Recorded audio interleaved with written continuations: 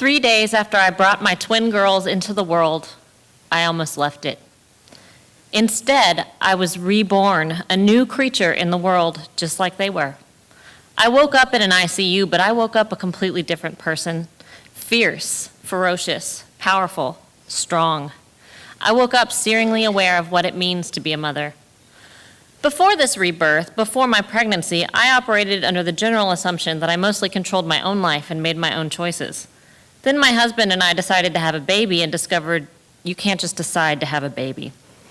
2 years later, still not pregnant, we decided to put trying for a baby on hold for 6 more months and then seek medical help. Instead, we unexpectedly found ourselves pregnant with twins. The news was so earth-shattering that for weeks I could only type or think the word in all caps, twins, exclamation point, question mark, what? 20 weeks after that, we sat in an ultrasound room on my 27th birthday, excited to find out if our twins were boys or girls. We found out we were expecting 2 baby girls and that one has spina bifida, a birth defect of the spine that causes permanent disability. Life had gotten crazy the day the OB jiggled an ultrasound probe and said the fateful words, and now let's check out baby number 2. The day the high-risk OB said, we see some abnormalities with your baby's head and spine, sent my life completely out of control.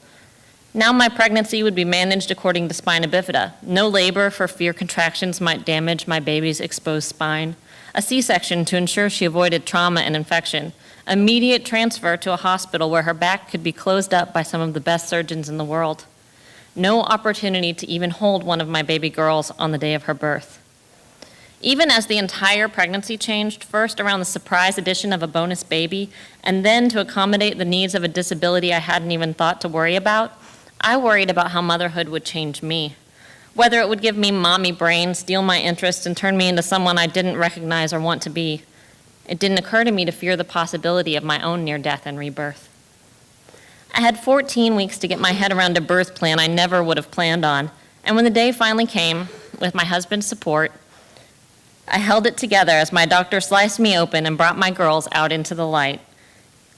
I held it together as I saw my baby Claire for the first time, for only a brief moment in a clear plastic box, held her hand, and told her I loved her before the transport team whisked her away. I held it together, and I held on to her twin sister Etta, because holding on to her was the one thing I could do. Morning, 3 days later, I finally felt well enough to walk from my hospital bed to the bathroom, and I remember feeling practically jubilant as I made those shaky, painful steps, convinced achieving this milestone would mean finally getting out of the hospital and going to see baby Claire, who had come through her surgery beautifully. As I made my way back to my bed, I found it hard and then harder to catch my breath. I told my husband I couldn't breathe and I asked him to call the nurse. By the time she arrived, I could hear my lungs starting to crackle as they filled with fluid. As my nurse called the code team and we waited for them to arrive, I felt like I was drowning in my own body. I knew, like I know the sky is blue, that I was dying right there in front of my husband as he stood there holding one of our baby girls. I remember nothing more vividly than the panic I felt as a team of doctors and nurses and therapists pressed masks onto my face and needles into my arms, fighting to save me. And then I don't remember anything until a hazy moment, like a recollected dream in which my only mission was to pull something out of my mouth and keep pulling. Over 24 hours had passed, and I had just pulled out my own breathing tube in an ICU room in the wee hours of the morning when I woke up brand new. We found out that due to a heart defect I never knew I'd always had, my heart was weak, and my twin pregnancy, which stretched my belly to the point I thought my babies might simply crack my skin open and hatch out like chicks, had stretched my heart nearly to the point of breaking, to the point of congestive heart failure. My heart muscle was weak, but my mother heart is strong. After facing down death, nothing other than death seems quite as scary. The most terrifying experience of my life made me fearless. Life may be beyond my control, but whatever it throws my way, I can take it. I can drop my near-death experience like a punchline and laugh in its face.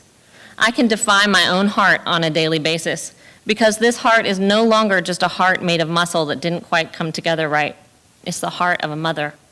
A heart that beats comfort under the rosy cheeks of the flesh of my flesh, a heart that overflows with a fierce, ferocious love stronger than death itself, the love of a mother.